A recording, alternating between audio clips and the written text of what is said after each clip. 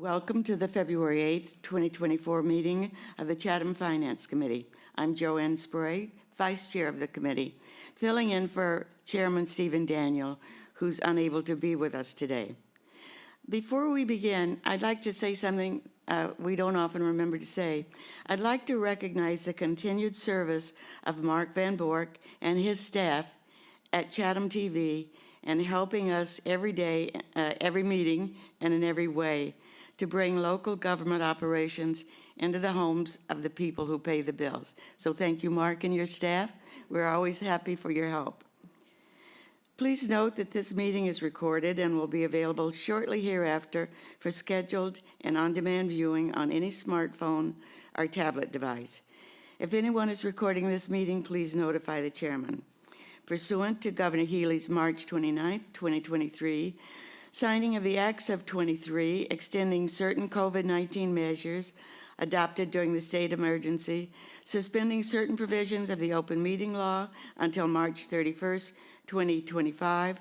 This meeting of the Chatham Finance Committee is being conducted in person and via remote participation. Every effort will be made to ensure that the public can adequately access the proceedings as provided for in the order. A reminder that persons who would like to listen to this meeting while in progress may do so by calling the phone number 1-508-945-4410, conference number ID 698-918-859 #, or join the meeting online via Microsoft Teams through the link in the posted agenda.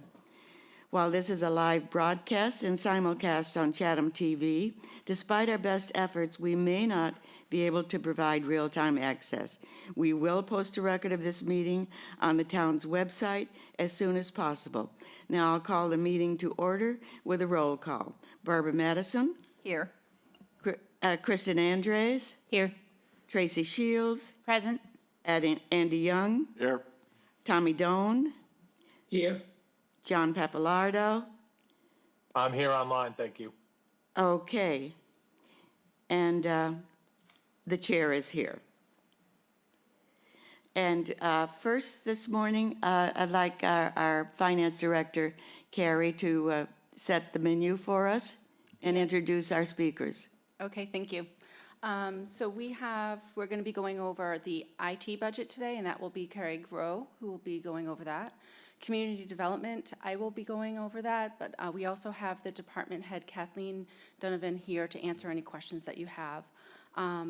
Chamber of Commerce and Natural Resources budget to be presented by Greg Berman, the department head. Craig, if you're ready to present, you can go ahead. Good afternoon, board, and I apologize I can't be there in person, but hopefully this will make it a little bit easier. I wanted to show a quick slide to begin with, just to give you a little bit of background of what the IT department is actually doing. Just give me 1 second here. So this is just a very quick overview of what the IT department is actually working on a day-to-day basis. IT currently manages approximately 70 laptops, 12 desktops, 78 desktop phones, 30 printers, 12 access points, 15 switches, which are spread out around town, and we run about 25 different software applications. On a day-to-day basis, we work on about past year, 2023, we did about 400 help desk tickets, and the town website had 625,769 views, and that equated to about 157,927 users. and an average engagement time on the town website of about 1:26, and an overall event count of just over 2 million. And what event counts are just clicks on, maybe going from one page to another, looking at different information on the town website. So that's a very high pie in the sky kind of overview of what we're actually working on a day-to-day basis. And we provide support to every department in town except for the school department. So the school department has its own IT department and they manage that through Monomoy. But every town department throughout town is serviced by IT. So I wanted to go over our budget with you, and I'll just expand this out. And yet again, information technologies, basically what it covers. I kind of went over a brief overview of that. Couple of highlights is over the past 2 years, we've actually expanded our staff to having 5 staff members. For many years, we went with only 4, and that was 2 staff at the Channel 18 at the time, now Chatham TV, and 2 staff at Town Hall providing IT services. We've since expanded that to add another position, and that position kind of floats over the past 2 years, is floating between Chatham TV and the IT department to provide additional support for all of the services around town. Prior year accomplishments, we are working on some other projects that people may not see out in the forefront, is the fiber optic connections between all of our between all of our wells and the water purification facility down on off Sam Ryder Road down there. We also have social media continues to grow. Shauna Neely, who is our social media specialist, she's been working on a large number of social media portals.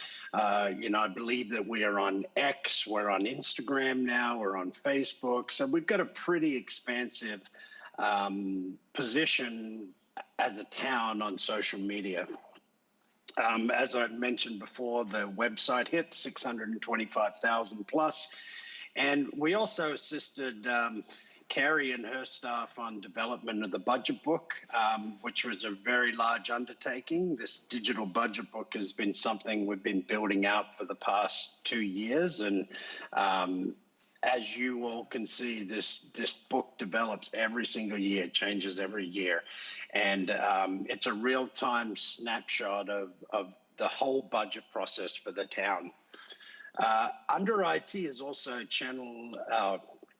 my faux pas there, Chatham TV, which was formerly Channel 18.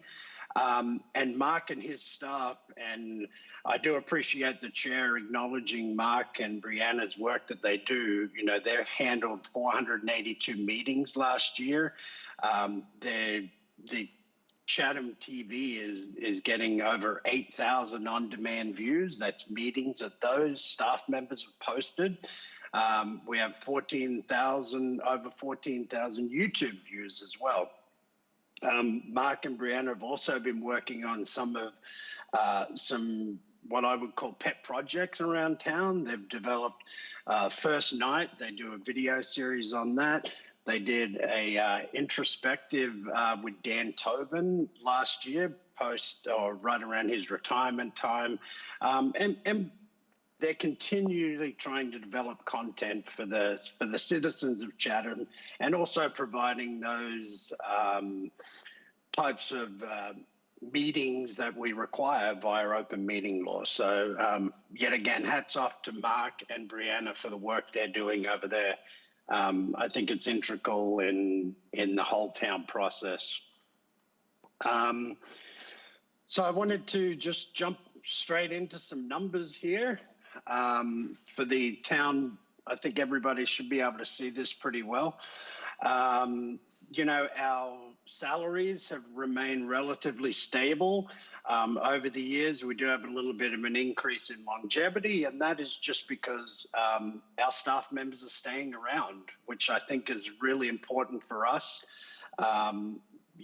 Getting qualified IT staff and people to come and work in the town is really difficult, specifically on the Cape, and it's an ever-going concern that we have as IT directors, and other towns are in the same boat, as keeping our staff. And I think the longevity increase is reflective of us being able to have our staff sticking around, which I think is great.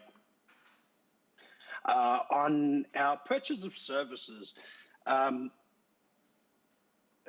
probably 5 years ago, I believe, a directive came down from the town manager, Jill Goldsmith, to any software purchases for the town should come through IT.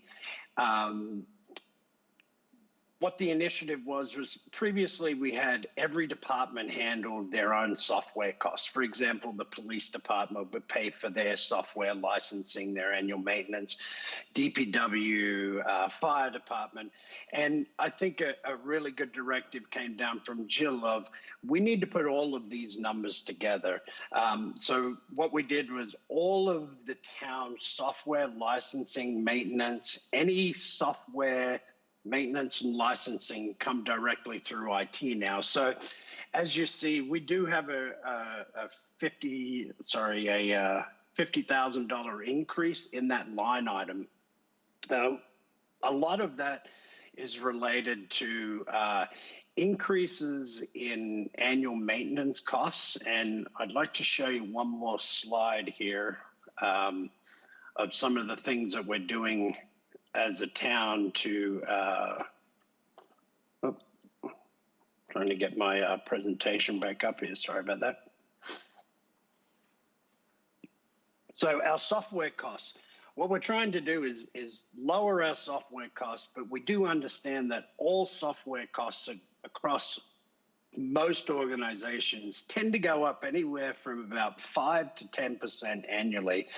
So what we're trying to do is consolidate as much of our software costs so that we don't have those large increases in. So this year in in fiscal year 25, what we're planning to do is we're taking our health permits, we're consolidating them over along with our DPW work orders and our facilities software.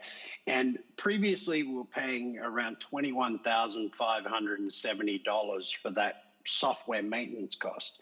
Now we're down to $10,500. So by consolidating and taking out some of the vendors and incorporating them into to one specific vendor, and for these permits, this is all OpenGov, which is a really great product for the citizens of Chatham as well. All of their permitting, building, every permit pretty much that they can request except for beach stickers is directly in the software package, which is great for us. We saw a decrease in assessing software of $1,082. But on the flip side of that, we saw an increase in some software costs that new purchases that the town has, new initiatives for software that we've taken up as well. So you see an increase here of $22,000 for the parking enforcement. That was a select board directive. We did increase fines and fees on the parking side. We went from $50 fine to a $75 fine and a $300 fine for handicap parking, which was substantially increased, which will offset some of this cost. Even though the funds go into the general fund, we still need to fund it from a department. Debt Book, which is a software that the Treasurer Collector and Finance Department use. We decided to buy that. It allows them to consolidate all of the town's debt in a much simpler process. Neptune Utility Billing, which is our utility billing software. We did an upgrade in that software. Our assessing software, we've gone to a cloud-based application. So that was an extra 3,000. And the electronic voting system, which I believe was an initiative of the Finance Committee last year, or maybe 2 years ago, which, we need to start to pay maintenance on that. Though it's a small cost, it's an integral part of our voting system. So those were a couple of the increases that we saw in our budget from last year. I'll just bring up here. So I guess I would ask, would you like me to jump straight into the capital, or are there any questions on the operating side that anyone has? Let's see if we have questions on the operating side. Tracy? Thank you. Forgive the sort of stupidity of the question, but what does maintenance on a software program mean? So in most cases, when you purchase a software, for example, our Microsoft Office, for example, we get to use the software, and there is a price that we have to pay to have that software. Many years ago, Microsoft, for example, used to be an upfront cost. You would just buy a license and that was it. They changed that model to an ongoing maintenance. So it's generally a cost to use that software and get updated software, et cetera. Barbara? Thank you, Madam Chair. Craig, I noticed that for purchase of services, the department has requested $50,000 more than the town manager has recommended. Would you be able to live with that reduction? If we went back to the town manager's number to 350? No, 400. Yeah, we can live with 400. 350 we couldn't live with. That would mean that we wouldn't be paying maintenance on some of the pre-existing softwares that we have around town. Craig, I think she was, this is Carrie. I think Barbara was asking about the 450 that you originally put in, and then it was reduced to 400. Yep. Sorry. That's okay. My bad. Yep. So I put the 450 in. A few years ago, the board had agreed for us to have a software update capital appropriation, which the board had put in $100,000. So I had put 450 originally in there just in case some more softwares come online. One of the problems that we've always had with software is, people come up with this software and they're like, this is going to be great for the town. But we don't have a funding source and we have to wait for the next year and appropriation. So we created the software update fund, which allows us to implement software pretty quickly. I put 450 there just because I don't know if we're going to have more software come online, but if we do, we still have to pay maintenance on those softwares. So, and I don't really know. I ballparked around 7 to 8% increase in our annual maintenance costs on software. So, as it stands right now, I could live with it. And I think it's a good baseline number to start with, the 400. Okay, thanks. Yes, Andy? Thank you. Craig, I had a couple of questions. One of them may fall under your capital, but, do you feel that the way the town is set up now that we have sufficient defense against intrusion and hacking attempts? And do we do a regular backup offsite? The usual sort of things that are urged. Mm-hmm.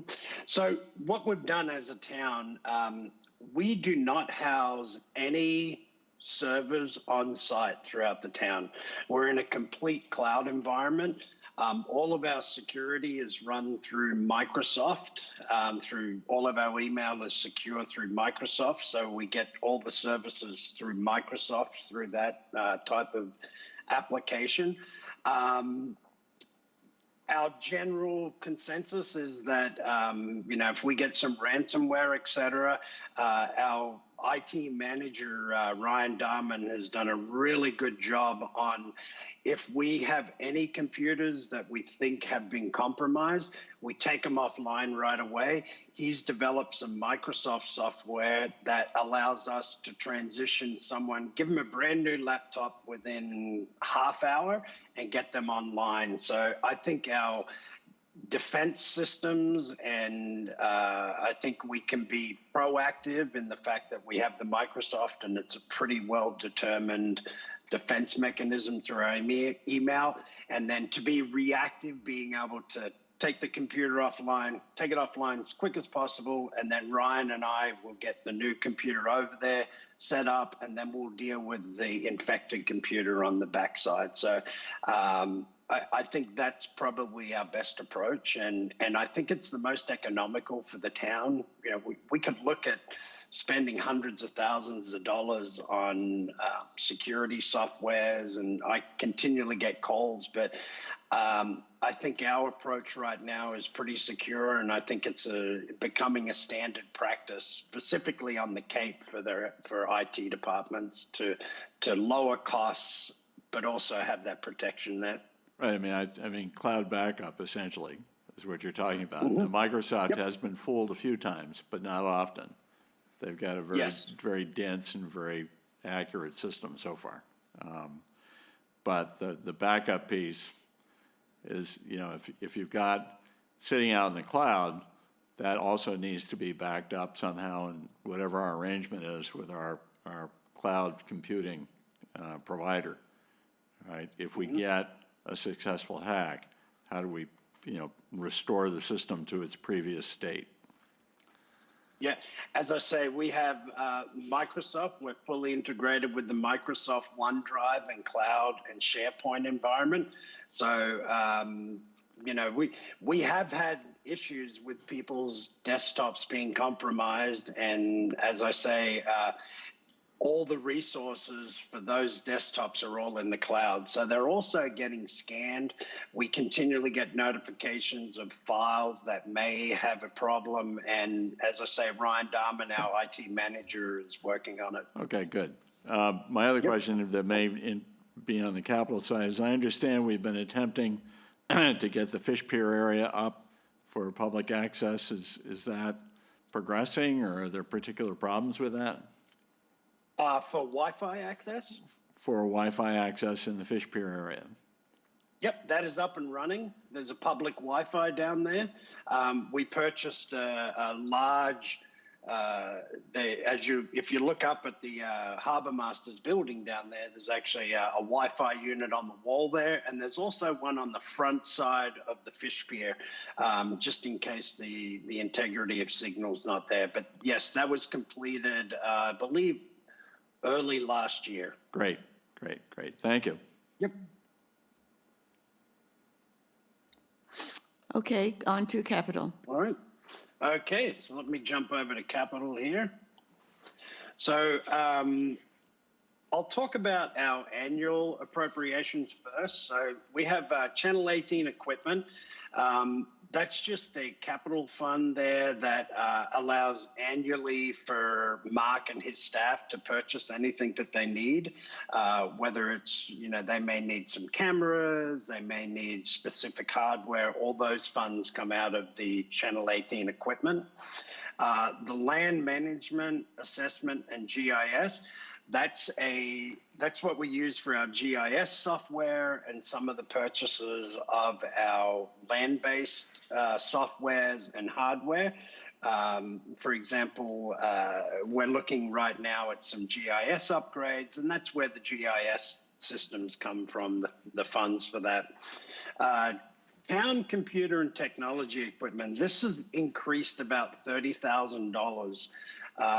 We're requesting $30,000 more for this year.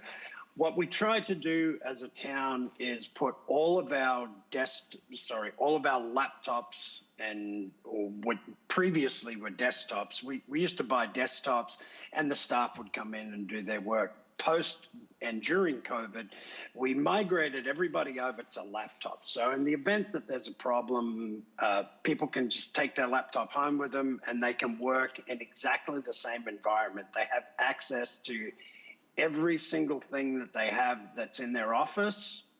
They have access to at home, including answering telephone calls, dealing with the public. If we have to, public requests come in for anything that the department needs. So what we try to do is we were previously putting the desktops on a 5-year life cycle, but because we've gone over to laptops, we want to put them on a 3-year life cycle. So we have about 70 laptops in play right now. And if we do them on a 3-year life cycle, the cost to every year is approximately $25,000, depending on. And to get back to that security question, is we're looking to do multi-factor authentication. So we want to purchase laptops that have fingerprints on them, so staff can just fingerprint for multi-factor authentication. And specifically, our finance department will be going to that multi-factor authentication. So we thought that we needed more money for an ongoing basis. Just to upgrade those softwares, those laptops, because previously we could probably get away with updating 20 desktops for, we're in the $800 range. Now we're more in the $1,500 range. We also upgrade our switches out of this fund, and I'm trying to upgrade a few more switches this year as opposed to last year because one of our capital appropriations is a core network upgrade for our main switching. So all of the locations will have upgraded switches. So that's why that fund went up. And to get to the core network upgrade, we have a core system in town and just a real high-level review of it is what we do is the town purchased all its own fiber optic. So all the connections within town are all dedicated connections from the buildings directly to the fire station. And there's a large switch that manages all the traffic that tells it to, if Katie or someone in the community development need access to something somewhere else on the site around town, we can route the traffic. So that's what the core upgrade is for that large piece of hardware to be upgraded. And as I say, it kind of goes together with the technology equipment upgrade. That increase in $30,000 is to get a few more of our older switches offline and in sync with the new core upgrade. Excuse me, Craig, but for the listening public, what was your request versus what's been approved on your capital budget, the bottom line? So the whole capital budget was approved as requested. I'd requested $50,000, an upgrade of 30 on the technology equipment, and that was approved. And the core system upgrade, I requested $50,000, and that was approved. Well, it was approved by the town manager. So everything you see here is as per what I had requested. Okay, thank you. Any questions? You have any more to your presentation, Craig, or? No, I think I'm good. Yeah, okay. Carrie, any questions from you, or would you like to proceed? I have no questions. Okay, thank you very much, Greg. Thank you, We Craig. appreciate your time. Yep. Thank you very much. Appreciate it. And who's next, Carrie, on our? I'm going to go over community development. Katie's online, so I'll do that. Okay. Okay?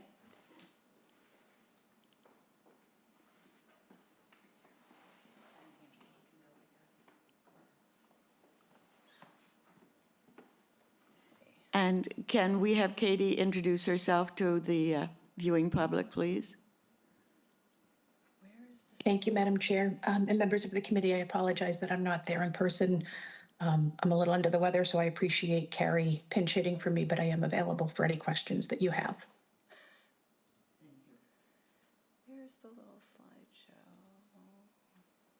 There we go.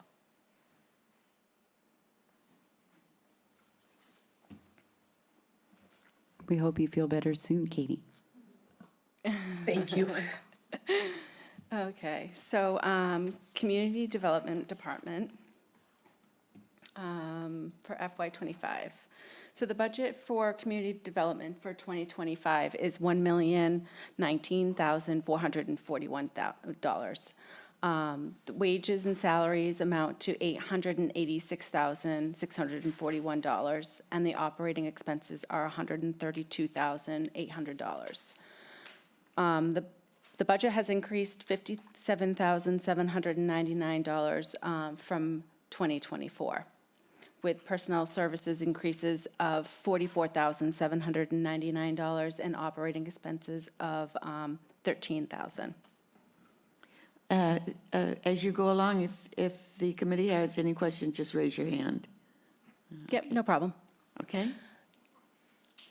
As of now, community development consists of 9 full-time employees and 3 part-time employees. And the increases in personnel, just like across the board, is for contractual wages, step, longevity increases. In this department, they also have temporary wages and overtime. These are the 2 increases for the $13,000. So publications, subscriptions, increase of $3,000. And that is for a one-time increase for new code books, and they cost around $2,000. Yeah. And then the purchase of services. Yep.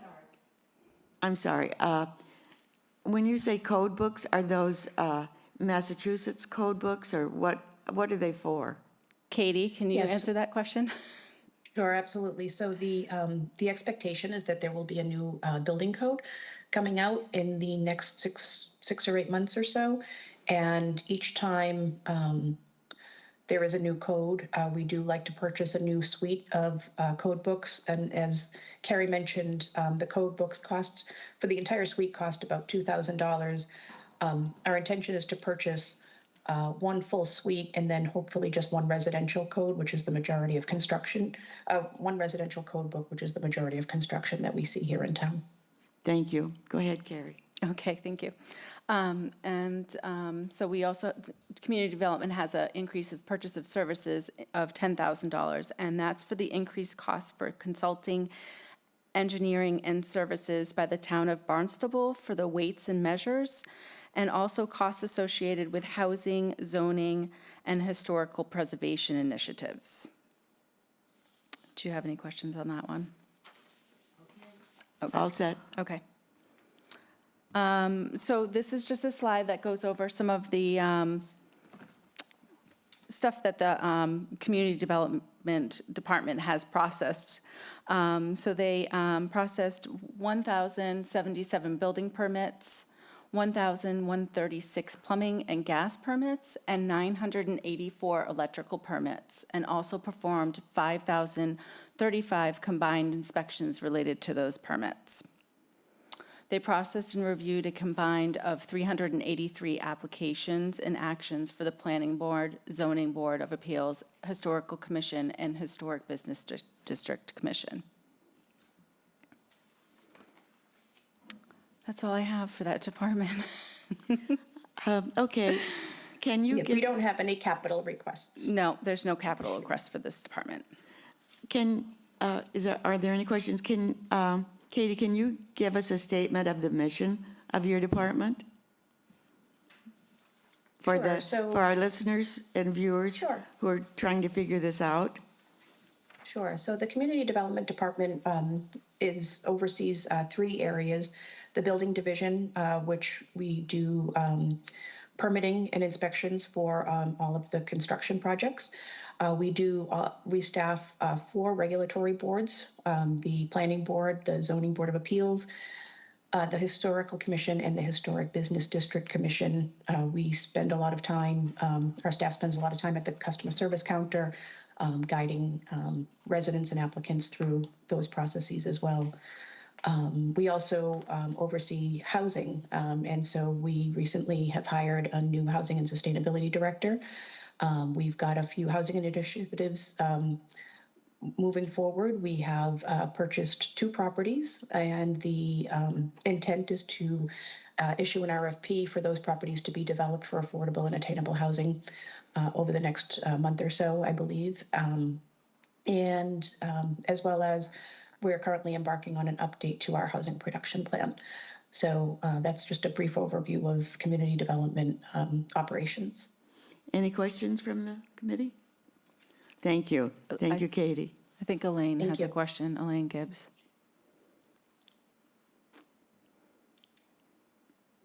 Oh, Yep.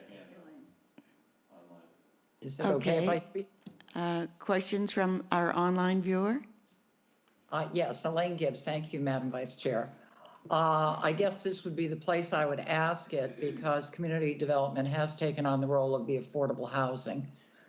And so I was wondering if you have a projected ballpark best case cost to taxpayers in addition to the land that we would be donating for 1533 and Meeting House Road, assuming that the RFPs are received and that we move forward and that the developer has qualified for all of the state and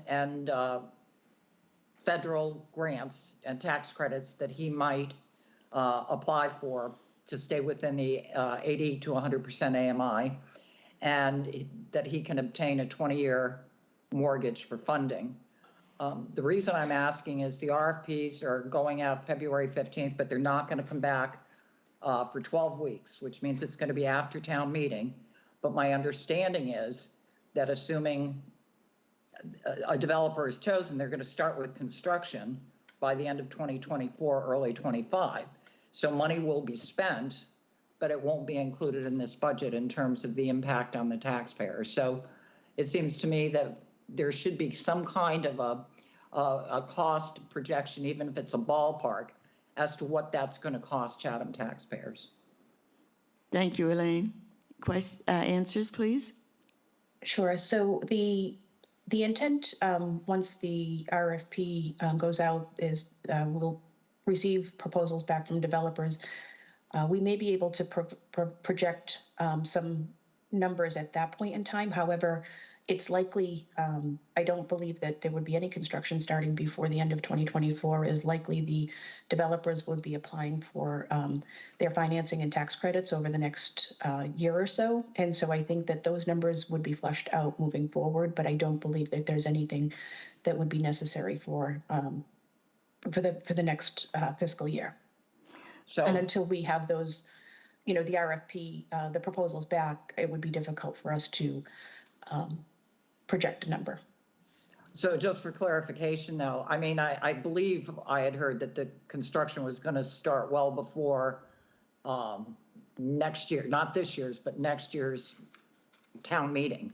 So that we wouldn't have another, if we're not going to have an opportunity at this town meeting to understand the fiscal implications, the construction might conceivably begin before we have a second opportunity at the FY26 town meeting.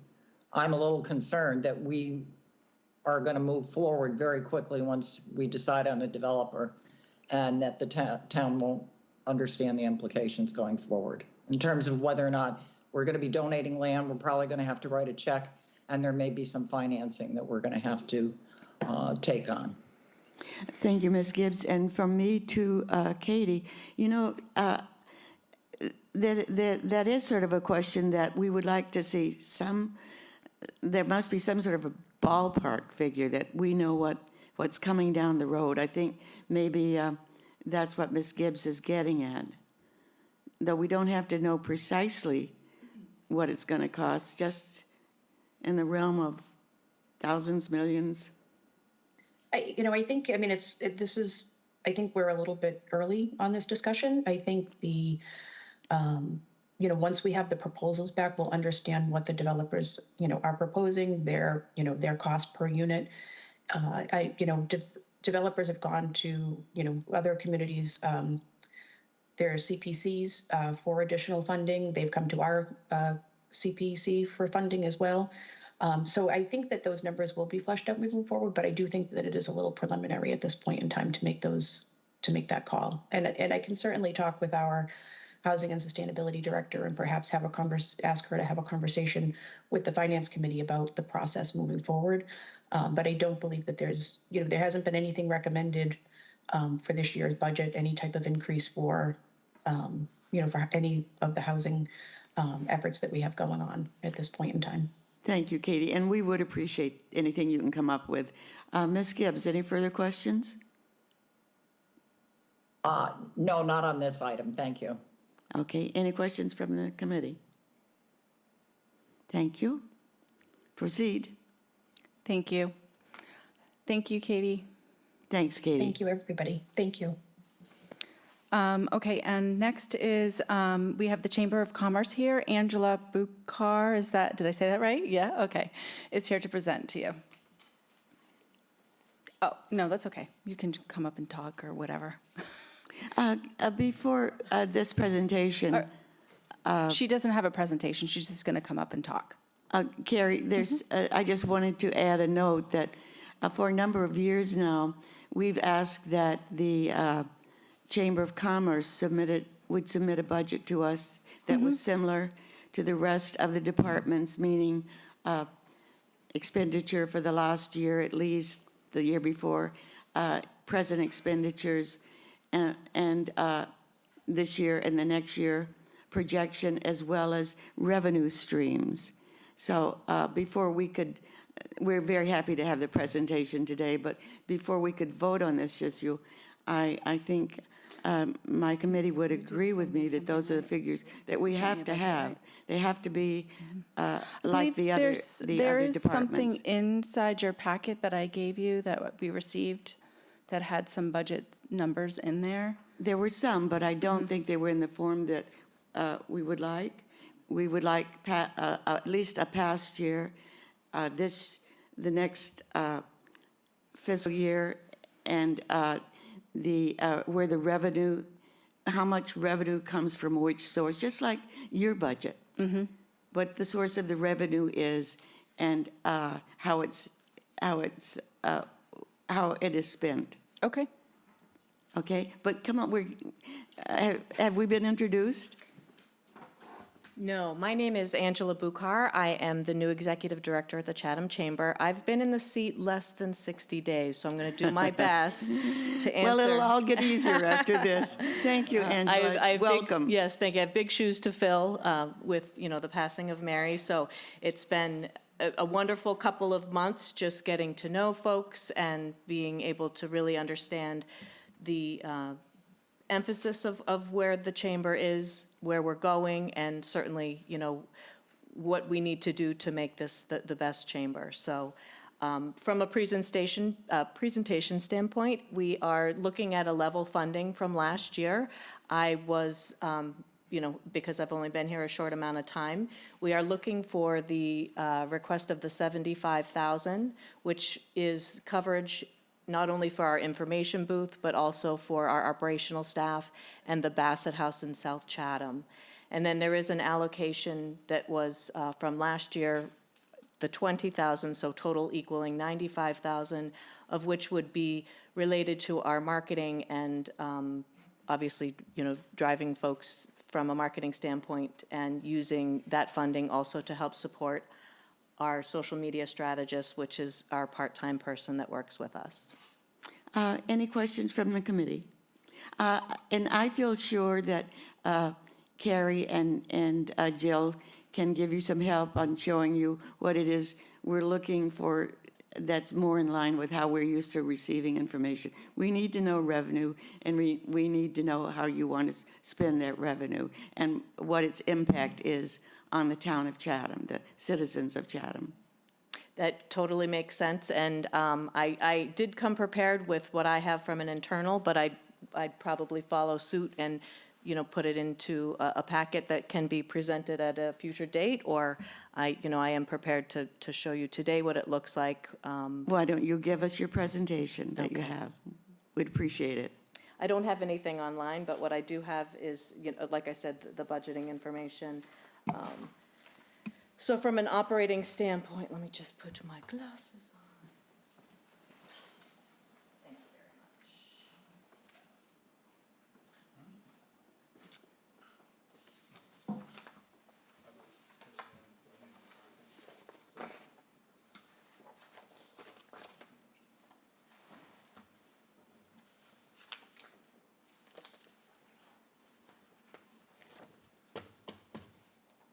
So total operational budget, when we look at high-level income and where we are from an operating standpoint, our operating budget with member due income last year fiscally came in at $86,500.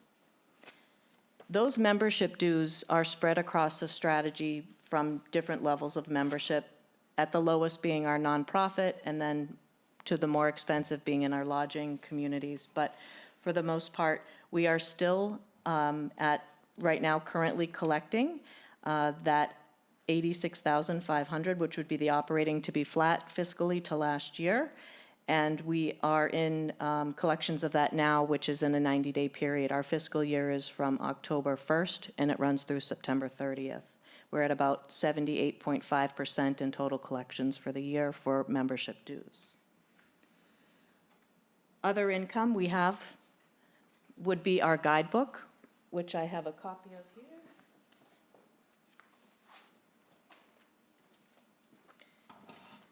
This guidebook you do see around town, so we're in the process right now of putting together our current year.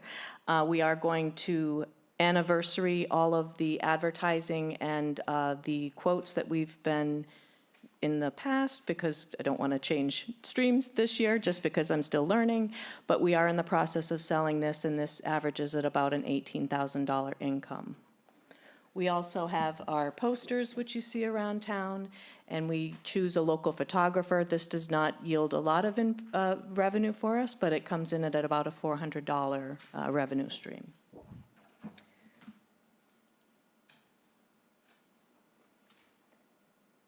Other incomes include our special events. As you know, we have our special events all around town, and we do a lot of things in concert with our Merchants Association. We are looking at different level sponsors and currently in the same strategy that we were last year, but we do have income from our sponsorships for overall events, our annual dinner. Income from that totals in and around $4,160, budgeted at $3,600. Last year, we did a Meet the Artists event. We are not going to do that this year. We're going to make it a free event, so there will be no ticket sales around that, but there will be no cost associated with that as well. Special events, anything that we do from a development standpoint, we are running this year currently, and this is chamber invested, is our annual fashion show that is scheduled for May 8th at the Chatham Wayside Inn. It is a luncheon, and we are currently running below budgeted amounts now by negotiating, increasing seat opportunities, and then we're looking at probably a profitability of over $2,000 from last year's event costs, which were around $14,000. So we're currently right at around $17,000 with sponsorships and provided ticket sales. So I'm in the process of really kind of understanding where to shave and where to spend money wisely, but also looking for solicitation and contribution and partnerships so that we can collaborate, not on an expense standpoint, but really use partnerships in nonprofit as well. The development grant, graciously, from the town, the $75,000, as I had mentioned, is what our operating expense would be for the information booth and also for the South Chatham Bassett House and any of the other operating expenses. And then the economic development grant of $20,000 helps to support our social media, our marketing, and advances towards bringing people to not only the chamber, but also advertising some of the other things that are going on in the town. High level, when we talk about what that means, staffing, we have 13 volunteer staff, which are then certainly accounted for in part of that $75,000. the operations person that we have working at a 30-hour position at the Bassett House, helps with accounting and all of the other infrastructure support that the chamber needs. Additionally, we have the social media person, who I do have a recap in really where we were from this year to last. And when we speak of that, really not only from what is our new normal, but what does our capacity look like when we're talking about people actually coming to the Chatham Chamber's website, but also where we are from a social media capacity and where we're going and growing. So currently we had last year over year, we had about 99,000 users or visitors come to our website, spending an average amount of time, usually less than a minute, but they're going in and they're checking our events. They're also looking at our events calendar and spending time looking at what's happening in and around Chatham. Second to that is that we've grown our social media from 3,400 followers a year ago to now over 5,100 followers, which means that people actually actively engaged with our social media channel on Facebook, with over 2,000 views when we do different reels and posts. We also started a TikTok channel. If you're not familiar with TikTok, it's a video consumable separate from a YouTube, but it is a social media platform that is growing in leaps and bounds, and we've reached a lot of folks that way. Our guidebook and the processing that we're going to do as part of, again, the marketing initiative is that we're going to shave the publications this year. We printed about 25,000 last year with some overage. So this year our strategy is going to be a little different in that we're going to underprint the books, but use a business card with a photograph of the cover of the book and a code on the back so that we can track downloads through the website as well.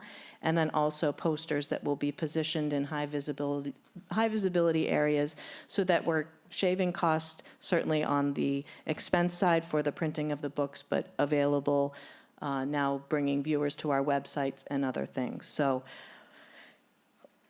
that being said, we have email marketing, which has been a strategy and is very cost effective to get out newsletters from the town, job postings, and of course content from our membership. We sent out over 101 emails last year over the last 12 months, and we had a great open rate. So over 60% of those folks open and engage with those newsletters. So we are providing due diligence, certainly from a communication standpoint, but we're looking at certainly growing that audience, providing content, and then using some of our marketing initiatives to then engage more members. We had 28 new members join the chamber last year, and we're looking to grow that at, again, that next step. So membership dues should not only be flat, but higher than they were last year. And that is part of what our challenge will be, is to get out there and want to entice people to be part of the chamber. Speaking of, when I did an analysis of really where do those dues come from and what makes up that story about who are members of the Chatham Chamber, our largest segment is in the services industry. They comprise about 20% of who we are from a membership standpoint. So those are our folks that are in landscapers, plumbers, in that direct service industry. Second to that, we have our retail establishments, so our local merchants, which are a viable and important piece of who we are as a community. Third would be lodging. So we have one of the largest lodging establishments in the town of Chatham Bars Inn, and then some of our other lodging establishments. So those are our top three segments. So where the benefits will come and where we really can start to see and grow membership will be in our private services industry, independent accountants, doctors, and so forth. So we really want to look at growing that segment. Before you, excuse me for interrupting, but before you go much further, I think one of the things in the final presentation is we're interested in how you balance the members' dues with what you're asking the townspeople, the taxpayers, to contribute to your bottom line. So it would be of interest to us, I think. Great question, Madam Vice Chair.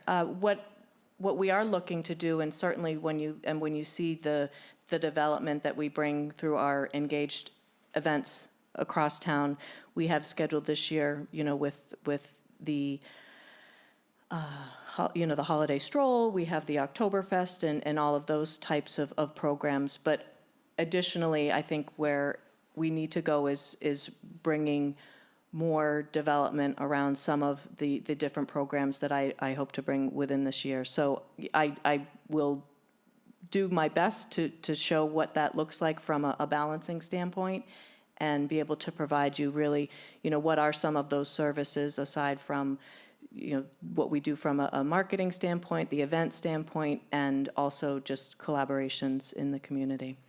Thank you. You're Are welcome. any questions so far? Andy? Thank you. It's good to finally attach a face to the announcement that you're the new hire. Yeah.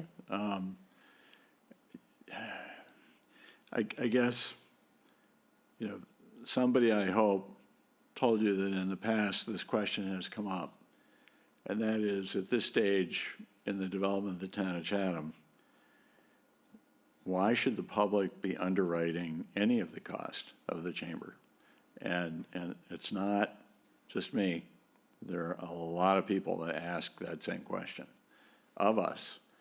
And part of our task is to try to figure out whether or not it is worthwhile for the town to make a contribution. Some of it is, are the members being asked to contribute at least a fair share? The other is, do we really need any more people here?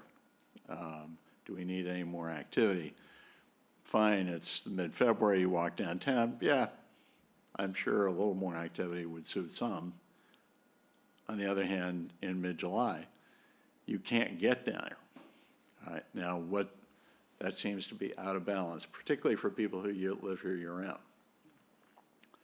So I guess that's the challenge for you and for your members, to try to figure out how to answer that in a way that's persuasive for the taxpayers. Great point. I have looked at the member due structure, and it needs updating. So that is something, and that is on one of my projects to take care of, but in having things really already cemented in, and with our fiscal year having started, it would have been, and our bylaws prohibit some of those changes. So it is on the docket, it is on the slate for change, and working with the board. I've only been to one board meeting, so I'm just trying to do what I can from I'm walking in certainly to something that had already been in a formation and doing my best to report where we are. I do have several ideas of how we're going to change those things, and Mr. Young, I do understand that, and I would want to know where my tax dollars were going to.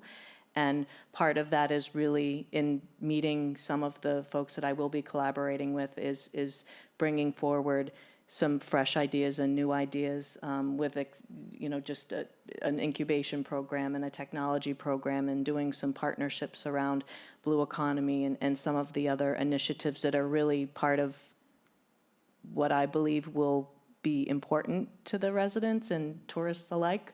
I know 13 weeks, we are all busy when the summer tourists and second home residents and visitors arrive, but I really am about a sustainable year-round community and investing in what does that long-term 365 look like for all of us, and making sure that we're bringing entrepreneurs, we're bringing technology, we're bringing innovation to the town to make it so that people are attracted here and want to raise families here and do some of those things. And that, of course, will be part of, championing a membership for the chamber as well, because the stronger we are. And even in participation and talking with some of my colleagues from the other executives around the Cape, we do have meetings, and certainly our regional chamber of where we are looking at some of those same initiatives across town. So these are subjects that are being discussed. What I have presented here today is what I have available to me, and without any hindsight or foresight, I should say, of really where this change will happen. It is in process, and it is part of my strategic plan, of which I've shared with Jill and others. So, Thank you. I see we have Elaine Gibbs from our viewing audience with the question. Okay, Yes. Elaine? Thank you very much. Yes, just to expand on that conversation, in terms of the Chamber's mission, it seems to me that what it has always been is to increase not only tourism, but to expand the season for tourism, which means more people in town. And the reality is we taxpayers do not get any revenue from retail. But there are increased costs with our services that are required when we need more manpower, et cetera. We want to become a full-time community, but I had expressed these concerns at a few other meetings that for local residents, there is very little available downtown, as an example, for our day-to-day living in terms of buying necessary items. Wrapping paper is for tourists at $12 a roll, ink cartridges. We used to have that at the Mayflower.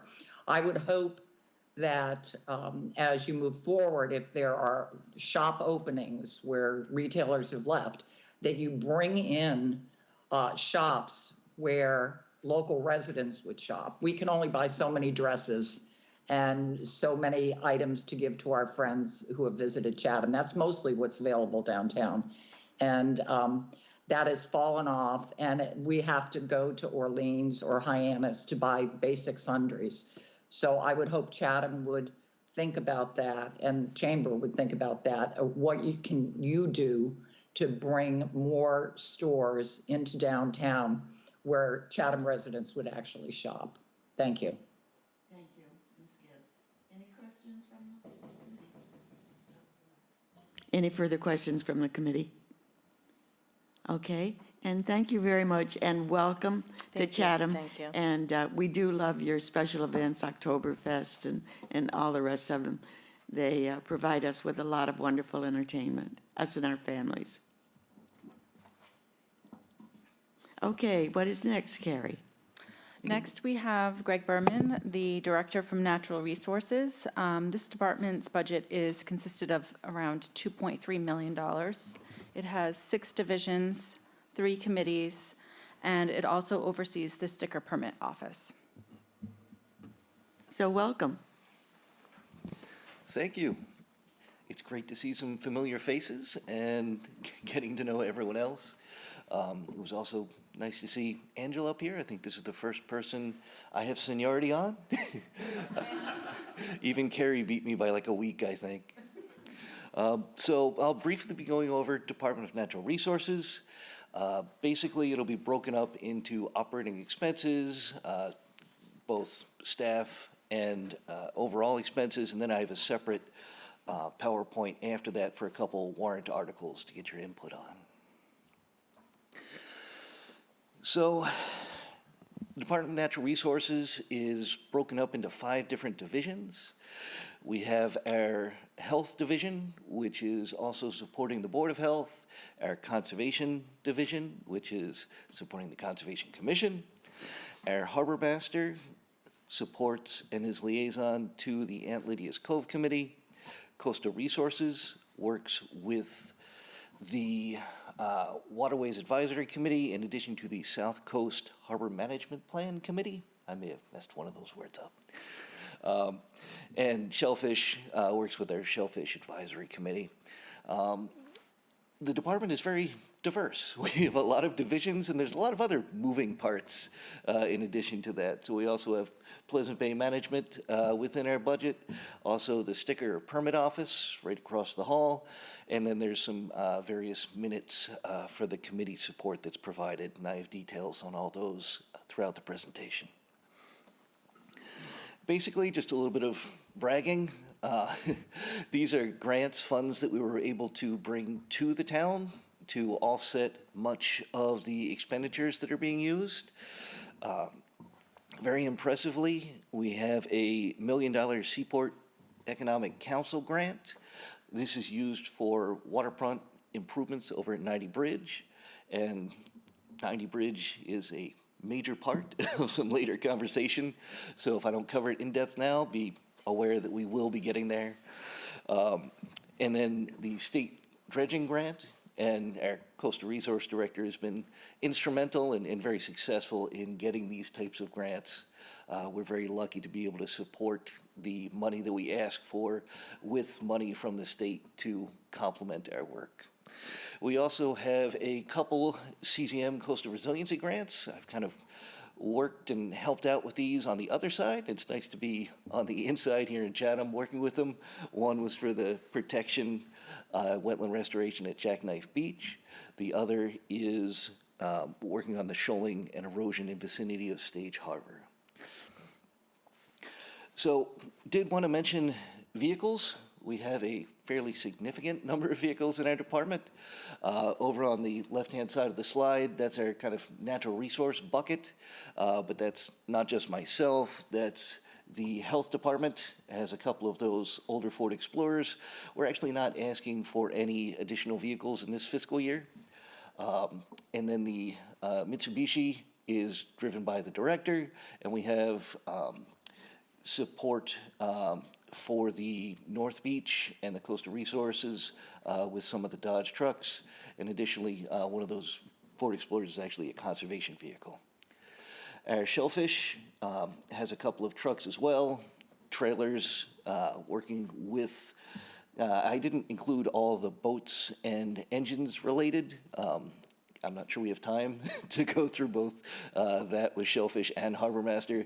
And just to be aware that there's a significant number of things with wheels over in the Harbor Master budget. So that's one of the reasons why we actually had a line item go up. Just any incremental increase is significant when you put it across from maintenance for that many vehicles.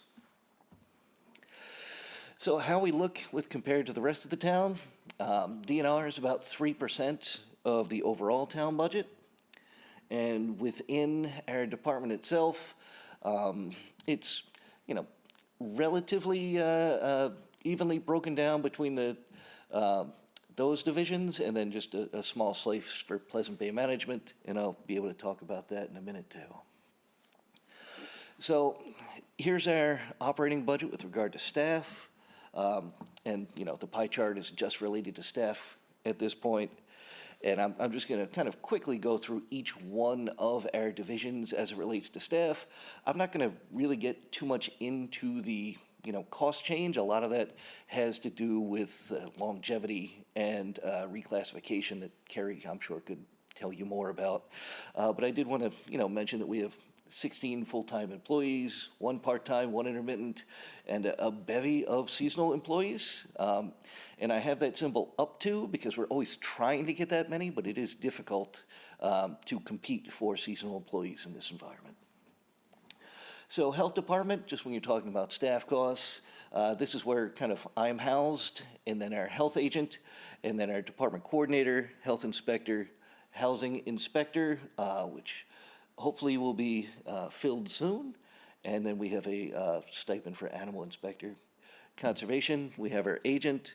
We have funded positions for wetland permit coordinator, our assistant agent, department assistant, and then some shorebird and monitors, and then a significant portion of seasonal part-timers. And if we ever do have to implement a HCP plan, then we're going to need all of them. Excuse me, what plan are you speaking of? Sorry, habitat conservation plan. So specifically with plovers and in areas with ORVs, like in North Beach, that if we had to, request a take, that's usually not permitted, but under the HCP, it might be permitted. That doesn't mean that, we're allowing people to injure birds specifically, but we might be impacting the habitat. But it requires a significant additional investment in time and monitoring to be able to do that sort of thing. Okay, thanks. Sure. Harbor Master has our Harbor Master deputies, mooring managers, wharfinger, and assistant harbor masters. And again, this division has a significant number of seasonals if we can fill them. Coastal Resources, much smaller division, but significant impacts with regard to a lot of our waterfront infrastructure work going on.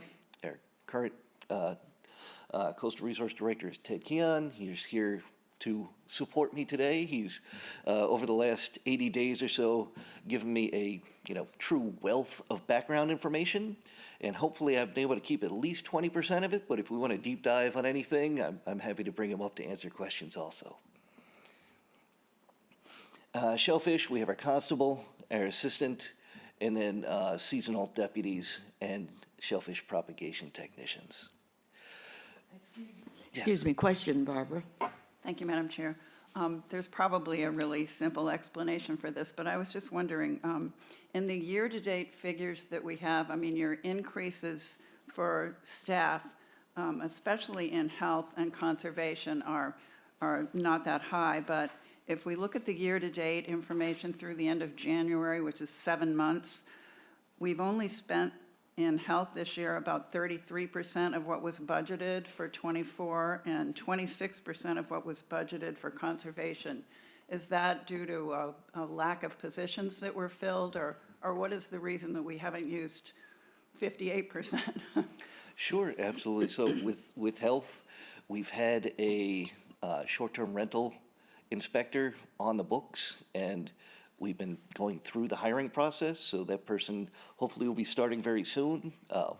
I believe it was hoped they would start much earlier in this fiscal year, but, hopefully we'll get them here soon, we'll get the work done, but that's why there's, extra in there, because it was probably budgeted for the entire year, and we're only using it for a portion. And then similar in conservation, that our conservation, there's been a lot of transition in our conservation department. Our conservation agent was gone for quite some time. We had an acting agent. During that time, that person was filling the role of acting and assistant.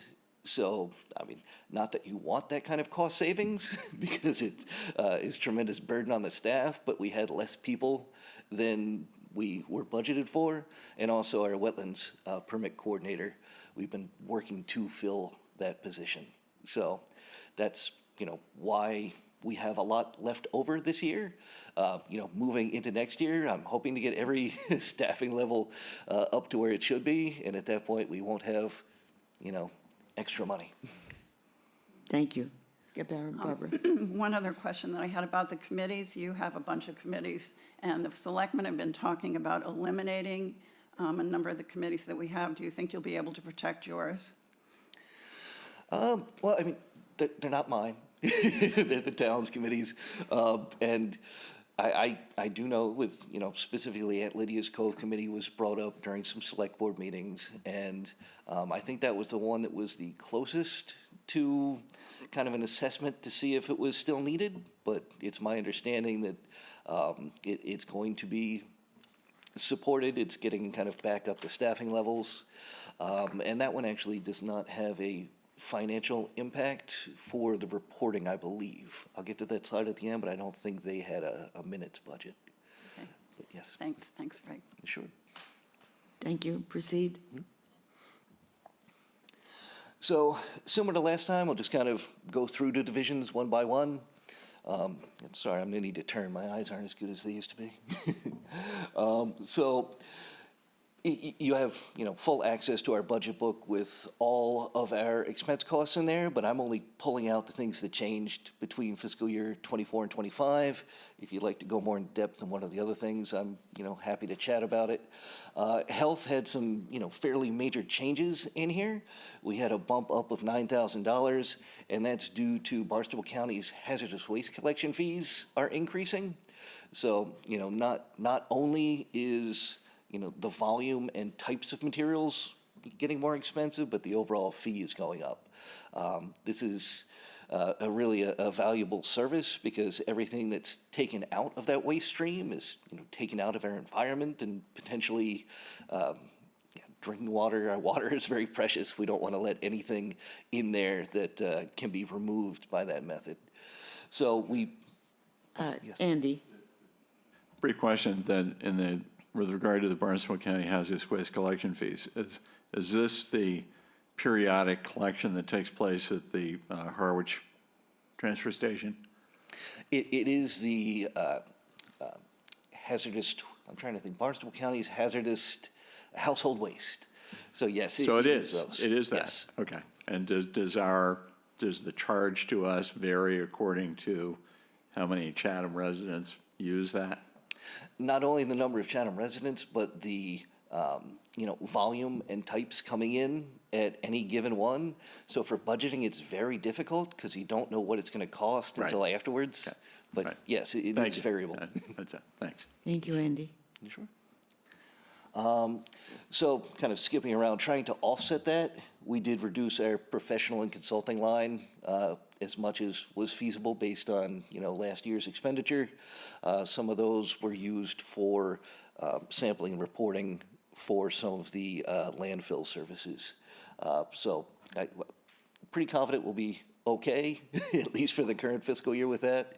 And then as far as continuing education, this is that new short-term rental person coming in that's probably going to need a little bit of extra training. As far as conservation, we only had one line change, and that's an increase of $5,000. That's specifically one contract with Mass Audubon. They are increasing their rates for our south side beach monitoring, and we're also going to include some of the beach raking, some monitoring with that. Really, Mass Audubon is one of the very few, if not only, nonprofits and businesses in general that do this type of monitoring, and I certainly can't imagine another one doing it for this price, even with the price increases. We've used them many years in the past. Andy? Greg, with regard to the Southside Beach rates, particularly beach raking, in other words, this is monitoring in advance of beach raking? It is. It's associated Okay. with the beach raking. And last year, there were comments that Harding's Beach particularly had a large buildup of weed that apparently we weren't raking or weren't raking often enough. Was it constrained by the necessity of doing monitoring for endangered shorebirds? So I don't know specifically about know you one weren't event here. or beach, Yeah. but, it wouldn't have been held up for the monitoring itself. It would have been held up for if there was, plovers or endangered species present. And Ted, did you want to? And the answer is yes. Once the shorebirds have hatched and there's young running around, depending on their location, we are required to monitor those if you're going to do beach raking. So Mass Audubon doesn't have an infinite amount of people to just run down and do us, so they have made a very specific, numbers of days that they are able to provide that monitoring service. So we've actually had to reduce our raking to have them be available to provide the monitoring for us. So Ted, the answer to those people who are inquiring strenuously sometimes why the beach isn't being raked might be the fact that there are shorebirds. That's that we're correct. required to take care of. Correct. Great, thank you. Kristen, did you have a question? First, Ted, we know who you are, but will you identify yourself to the I'm sorry. viewing public?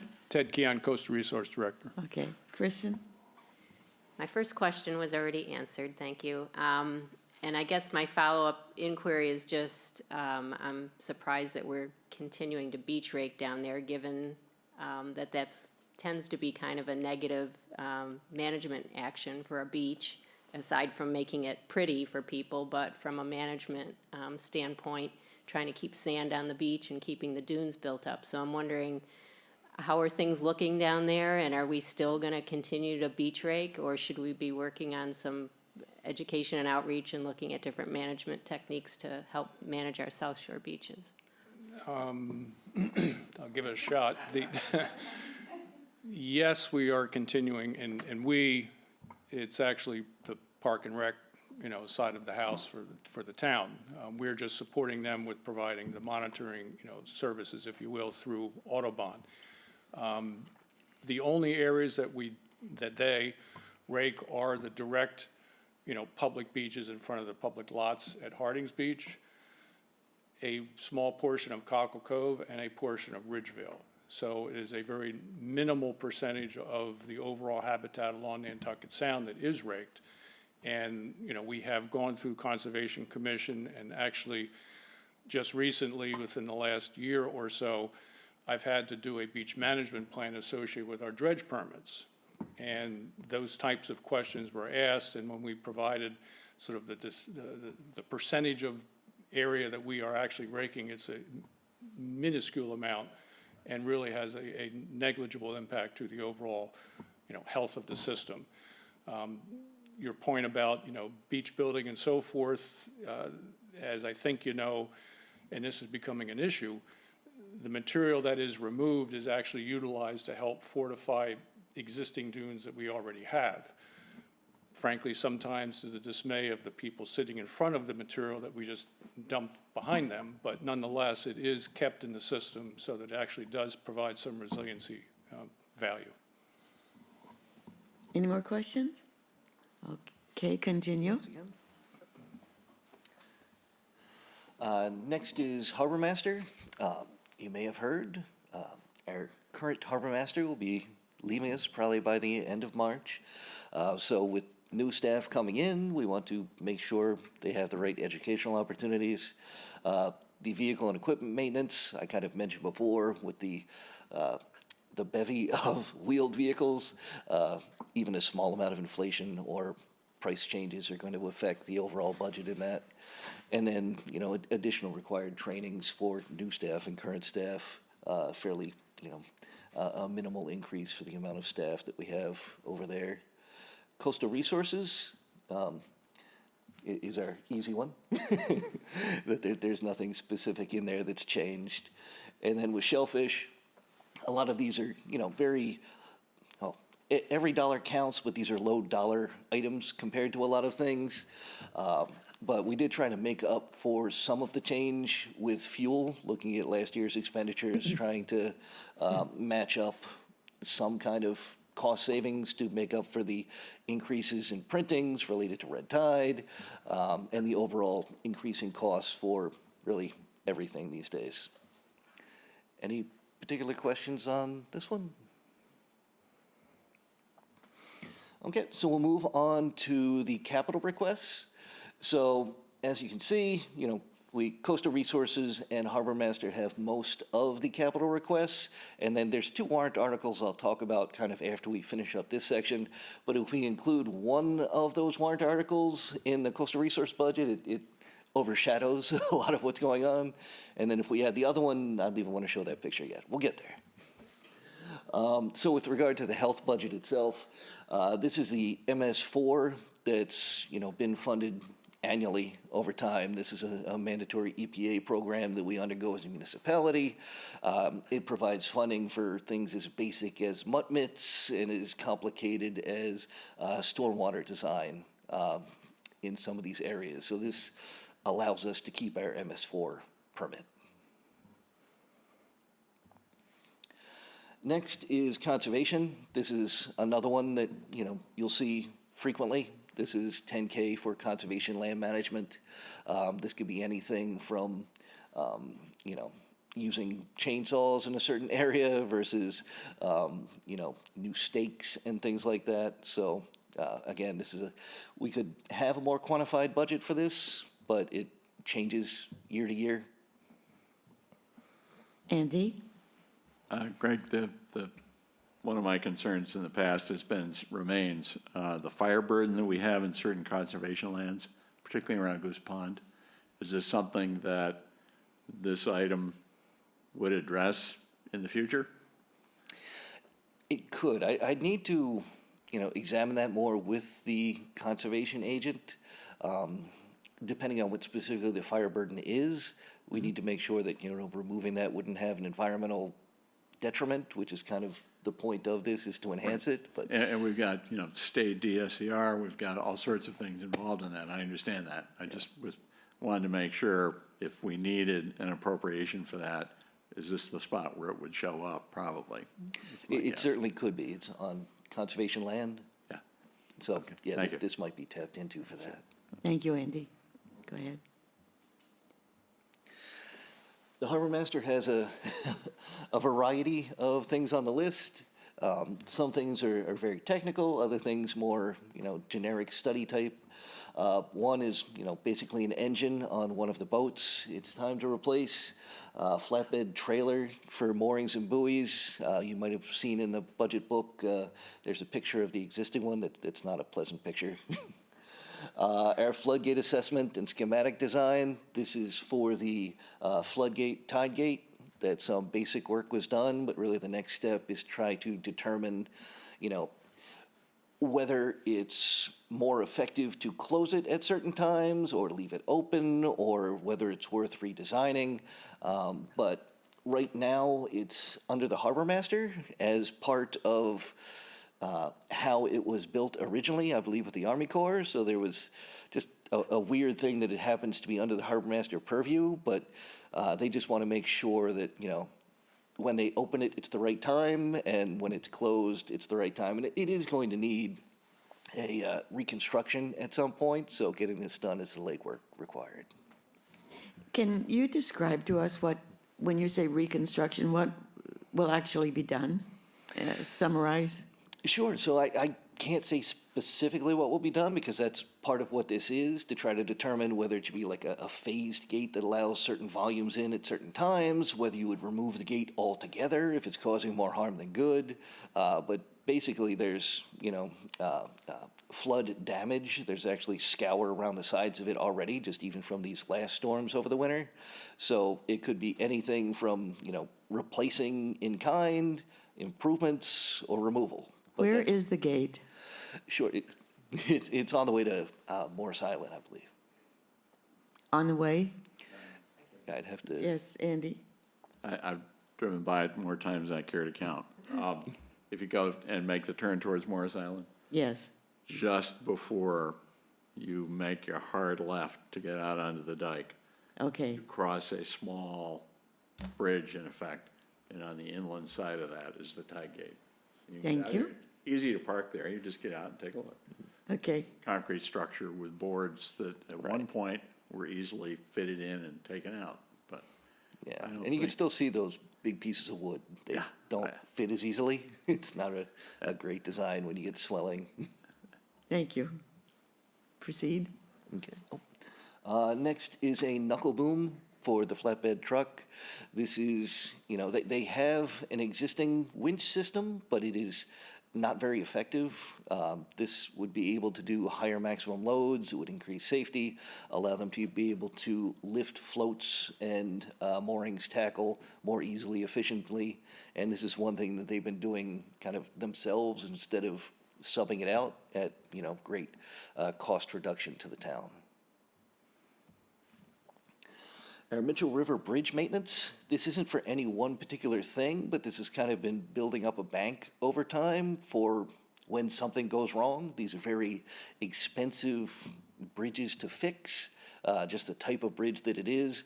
And there are some fairly intense mechanics involved within it. Like if one, engine or system on one side goes, that's going to be hundreds of thousands of dollars. So we're trying to, keep a rainy day fund, if you will, for when that happens, so we don't have to have an emergency.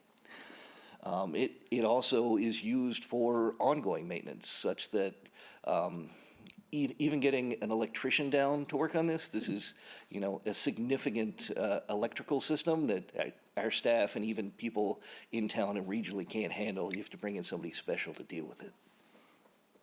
Navigation aids are something you've probably seen every year. Chatham goes through a lot of moorings, so that's kind of our standard go-to for the things you'll see out there marking the channels and rocks, etc. And then something new is the offloading davit for the South Jog. So as you may know, our recent improvements to the South Jog on the Fish Pier had an elevation increase, partially to, help with flooding due to sea level rise and storms coming in.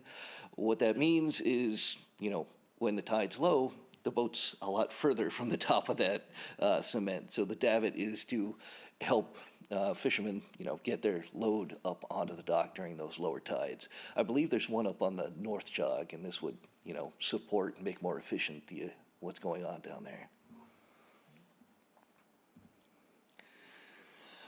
Last couple of things. One is a sponson for one of the boats, and I had to learn that myself coming here. That's the inflatable ring kind of going around one of the rigid inflatable boats. And then a boat trailer for one of the boats. What they've been using is not a boat trailer for that boat. It doesn't really fit very well. So this is going to make it more efficient to move it between different water bodies. So for coastal resources, we have, I think there's, just a few. And I won't go into the dredging program too much because that's actually going to be on the warrant article slides that are coming after this. But the Oyster Pond Furlong ramp, some work has been done there, but there's still work to be done with the design, permitting, and replacement of the asphalt ramp. And if you want more details on that, I can bring Ted up as he's very intimately involved with all the town landings. And then, our standard town landing infrastructure improvements, that's kind of a standing request over time. And again, it's for those unanticipated things that happen at town landings. There's certainly not $100,000 in that right now, so that's why we have to ask for things like the Oyster Pond ramp, kind of separate from regular town landing infrastructure. All right, so that was the department divisions. Now we're getting kind of into the other aspects of the department. So the Pleasant Bay Management has an increase of about $5,000. I'm sorry, let me just get my notes. Most of that is due to an increase in the cost of water quality management. And I'm sure you all know, but I'll bring it up just in case people are listening. The Pleasant Bay Alliance is funded not just by Chatham, but by all 4 towns as part of the MOU. And, Chatham pays a portion of it. The actual water quality increase is much higher than that. And there's some other very minor increases or, inline increases with other things. But that's really the thing that jumped that created this increase in that line item. The other 3 committees that are supported by town monies, some are wages and some are operational, but really it's for support and minute taking for those 3 committees listed: the Shellfish Advisory, South Coast, and Waterways. And there have been no real changes with that. It's just the bottom when we shifted where stuff was coming from to match a little bit better what happened last year. Okay, last slide for this one is our sticker office. So again, this is flat funded, no change between fiscal year 24 and 25. This is really 3 seasonal part-time staff with the support of our senior tax work-off program. And they do bring in a significant revenue to the town of Chatham for the expense that it costs us to keep them. So this is the last slide I have for this. So if there's any questions on this aspect, and then if not, I'll move over onto the warrant articles. Any questions from the committee? Okay, move forward. Very good.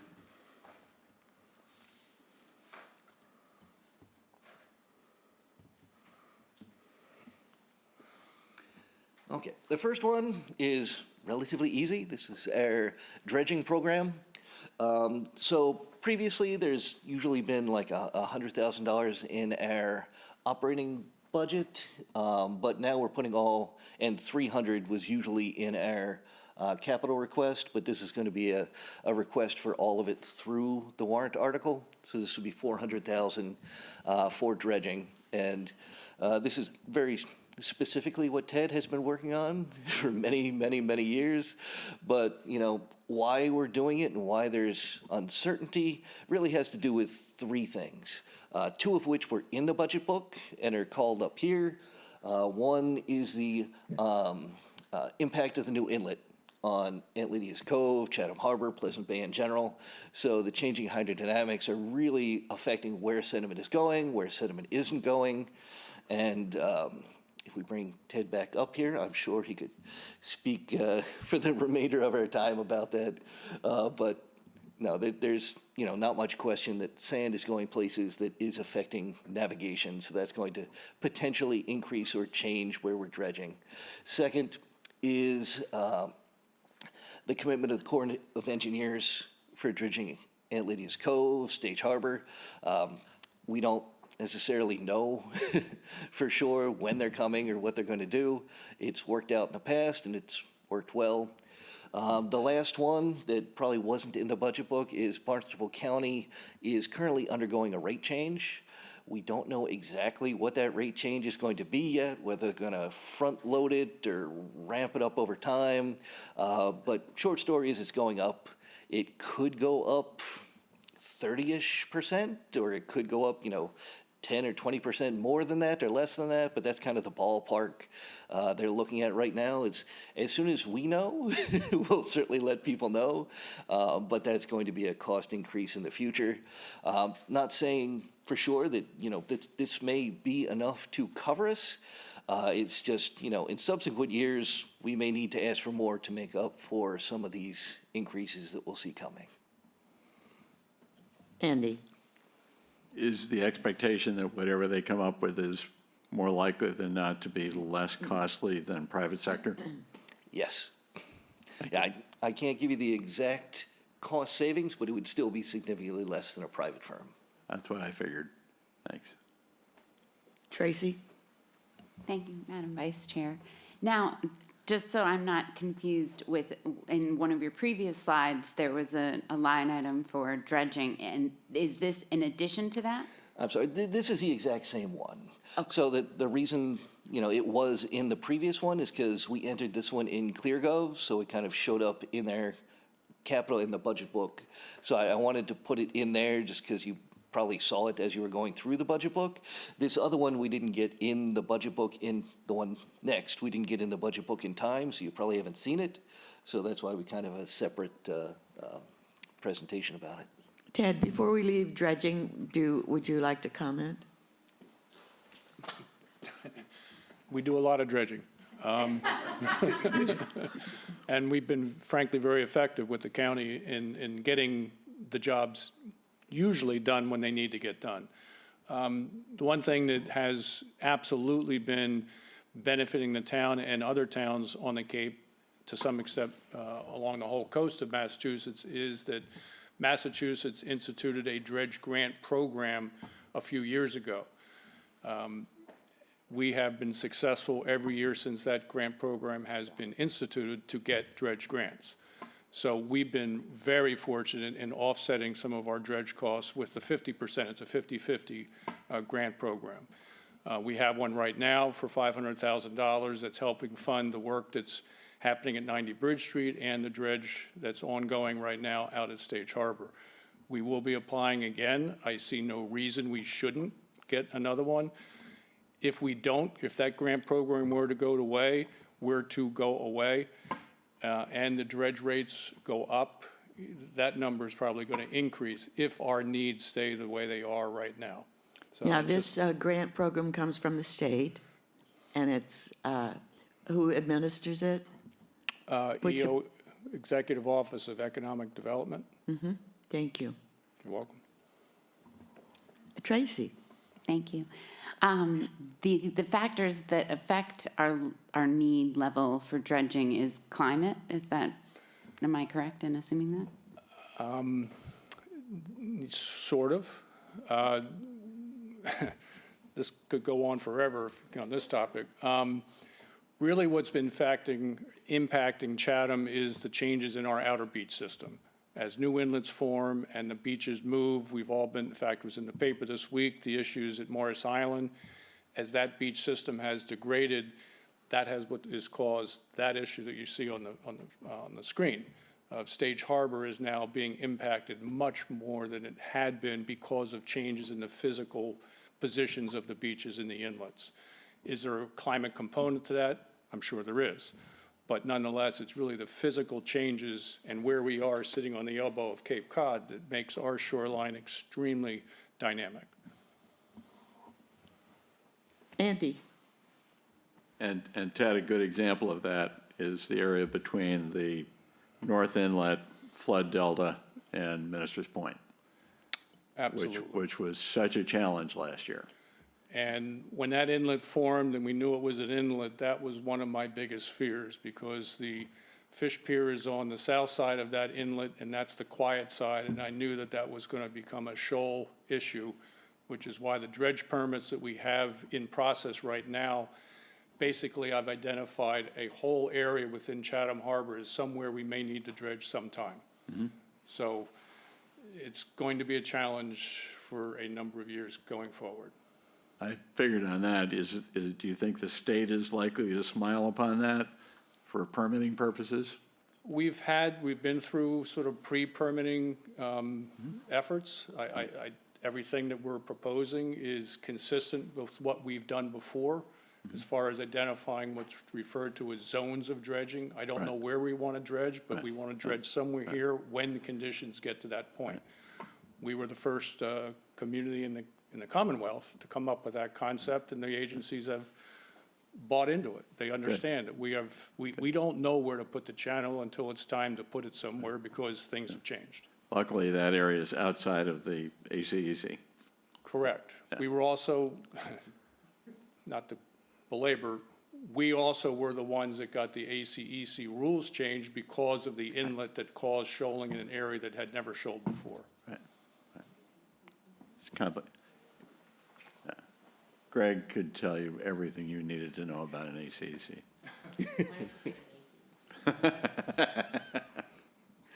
And I think that's a great point too, Ted, just that we did mention the state dredging program, but this is not how much dredging costs. We look for opportunities to have other people help us with our dredging costs as much as possible, along with pretty much all our projects. So, last on my agenda is looking, you probably know that in the past there has been a waterfront bond. This waterfront bond was looking at projects from fiscal year 2018 to 2022. Right now, we're already talking about planning fiscal year 25. So, sadly, not sadly, Chatham is doing a lot of work, a lot of waterfront infrastructure, and really that's one of the things that drew me to Chatham, is that they're, investing and looking at their waterfront public access and, environment overall. So this bond was a significant cost to the town, but a lot of really excellent work, in my opinion, and I think a lot of people's opinions got done. I'll kind of, tout some things that got done, talk about some things that still need to get done, and unanticipated things. So first of all, Excuse me, yes. first of all, tell us, let's tell the viewers how much of an investment we expect to make by the time we finish this. For which particular project? For or- the waterfront, the whole waterfront bond bill. So the previous one was that number at the lower right, that was $11,355,000. And then, you're stealing my punchline, but at the very end, I have a breakdown of, a proposed increase of another $11.4 million. Say that again. At the end of this presentation, there's a proposed replenishment of this bond or creation of a new bond for $11.4 million. Okay, thank you. So, starting off with the fish pier, we have our new deck and stairs at the Wharfinger Building, new sidewalks along Barcliff Ave Extension, and then the improvements to the South Jog that we talked about.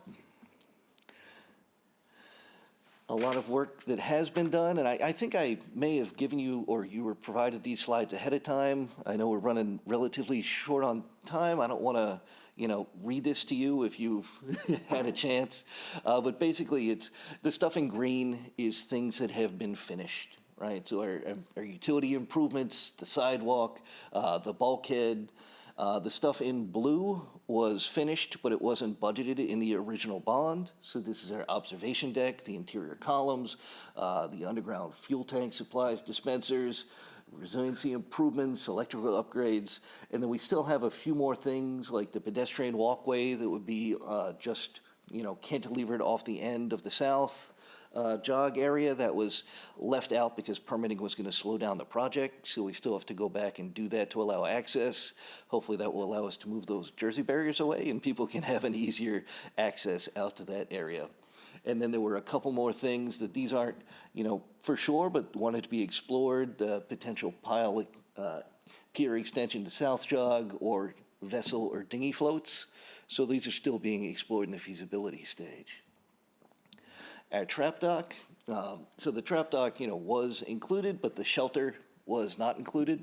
So this is, a significant cost and time and kind of took priority over some of the other projects with what was coming first. So this was finished in the summer of 2023, and we did work with the Gulf of Maine Research Institute to install ice machine and cooler box there too, to help support that building in the industry. Over to 90 Bridge. So right now we have pretty much all our permits in place. We have dredging going on. I don't think they're quite done, but it's actively happening. So our dredging should be finishing up relatively soon, and this is dredging in the area not just of where the new pier is, but the where the upwiller is proposed to be, so making the entire area more feasible. And this is one aspect of being able to move forward with the 90 Bridge project is we broke it up into 3 different phases. So this first phase is what we're calling the bulkhead phase. So we're going to install the bulkhead and do the dredging. Dredging's coming first. We'll do the bulkhead after that. And then next is going to be the pile-supported pier for the upweller, in addition to the T-pier and floats for the next year. And I'll get into like where some of the funds are and coming from and the cost matching in a subsequent slide. I'm sure everyone's going to be very interested in that. And then really the last phase, third phase, is the return and repurposing of the Coast Guard Stage Harbor Boathouse into the new shellfish upwelling facility. So 3 phases, but all the work that was, intended to happen for this project. Some other things that had to be delayed for a time to focus on some of the other projects was Ryder's Cove Landing. And, this one needs ramp work, bulkhead work, other site improvements, but it really needs to be very carefully timed. The last thing we want to do is impact, when this ramp is in use. It's very highly used. So we're going to have to figure out exactly what year this is happening, but we might have to push it off a year just to make sure it doesn't happen during a period when it might impact people using this in a very, high volume time frame. In addition to that, we also have the reconstruction of the Little Mill Pond Pier, and then Barn Hill Landing, bulkhead reconstruction or replacement. There's various things kind of being explored over at Barn Hill. The outer bulkhead itself is going to need to be replaced at some point, so we're doing an assessment on that for when it has to happen. But also that kind of rock revetment that you see on the image could really be repurposed into a bulkhead, giving us more space and easier access for boats using that ramp. So that's another project that we're, working towards. And I think, yes, the next slide, and this is the next to last slide, just for those keeping time, is talking about, what could possibly be spent and the timeframes and the funding sources. So right now, there's still, as of January 7th, there was about $2.265 million in the waterfront bond. That's the existing bond that was already approved. But that's really not going to even finish our second phase. So during the first phase of 90 Bridge, that's our bulkhead phase, we would still need to use about $500,000 from the existing bond, and we would supplement that with $1 million from the Seaport Economic Grant that was awarded. And then in addition to that, we did just put out a request for a $800,000 withdrawal from the waterfront user fees. So that's going through committees. Hopefully that will be favorably approved, and that would fund the bulkhead phase. The next phase, which we're calling piers and floats, would use up really the remainder of the existing bond. There would be about 1.8 million left in that bond at that point, and we would supplement that with another $800,000 withdrawal from the WOOF. We are allowed to take up, well, there's permission to take up to $1 million from the WOOF in a given year, but we're taking the lion's share of it for this, and then we may have some other design and permitting for some of these other things to keep in reserve. The new bond, if approved, could pay for 1.9 million of those piers and floats, at which point the second phase would be completed.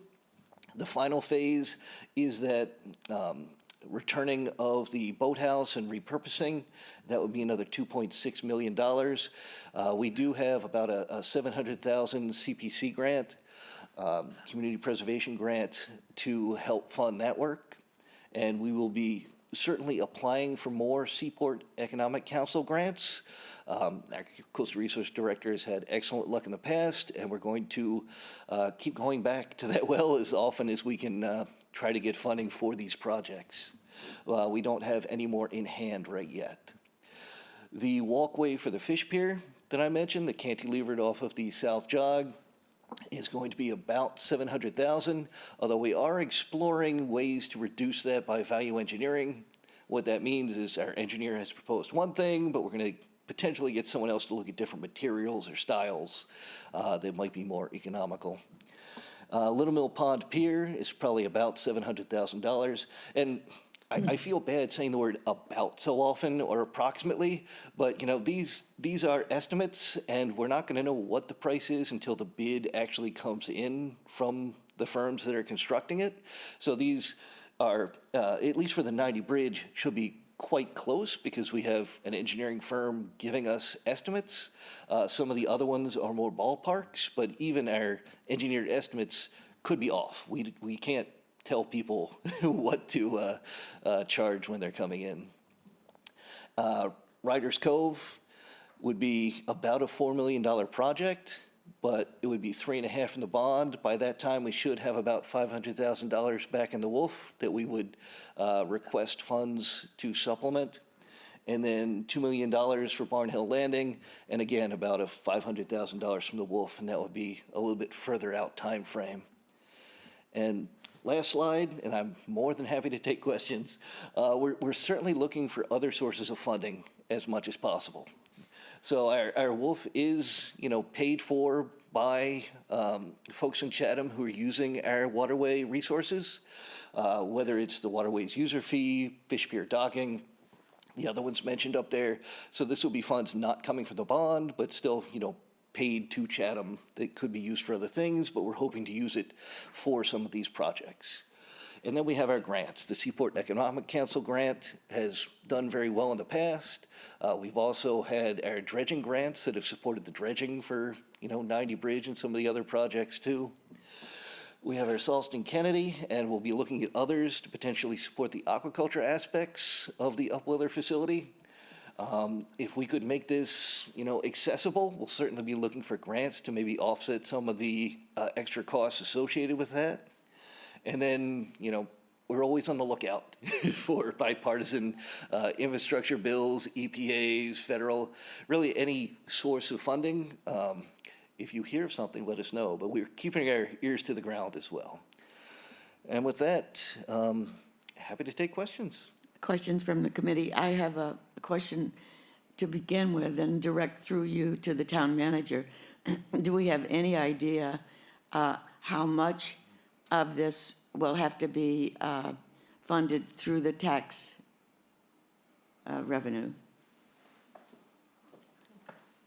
I know it. I know you can't be sure how many grants you'll get, but do we have sort of an idea of what we'll expect? This will be on the warrant in the next town meeting, am I right? Yeah, the select board hasn't received the presentation yet. They're going to see it on Tuesday, so it hasn't been voted for inclusion yet. Right. Because this is a bond article, this is outside of the levy limit, so this will be a borrowing article for which the finance director will borrow as the projects come up to a certain point ready for payment. So it will be taxpayer funded, but as Greg said, it will be offset by the waterways user fees and any grants.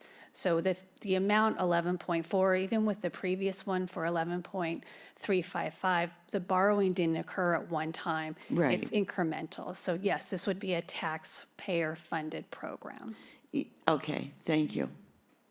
Any questions from the committee?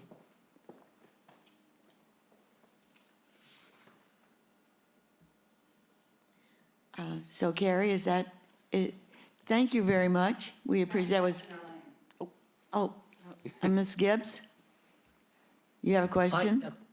I just had a comment. I think that recent presentation about the 11.4 million is a good reason why we need to have a budget for FY '25 through FY '30 that reflects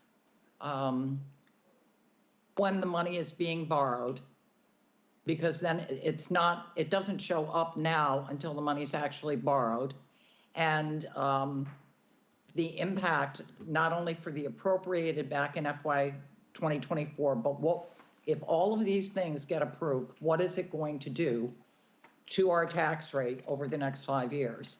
I think we have to see that, because the fact that certain expenses have been deferred, so they're not showing up this year with the 357 per thousand, they're going to show up in 26, 27, 28, 29, and we should know that before we approve it.